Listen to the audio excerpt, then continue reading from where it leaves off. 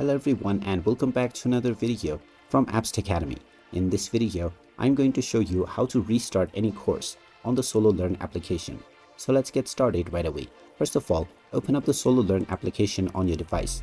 And if you haven't logged into your account already, proceed forward with your email address and your password. After logging in, you will be taken into the Learn page, from which you can start learning various different courses right away. Now, in case you want to restart any course that you have added within your application, then in order to do this, just click on your current course at the top section, which will now show you the My Courses screen. Click on Discover All Courses, and now you will see all of the courses that are available on the SoloLearn platform. You can click on any course in order to add it to your courses section. And if you wish to restart any course that is in progress, just click on the three dots at the right side underneath your My Courses section. You will now see the Restart Course button.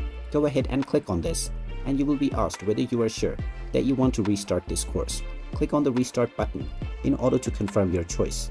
And now this course will be restarted right away, and you can now start learning all the way from the very beginning.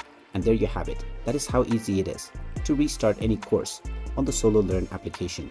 If you find this video helpful, make sure you hit that like button and subscribe to our channel if you haven't done so already.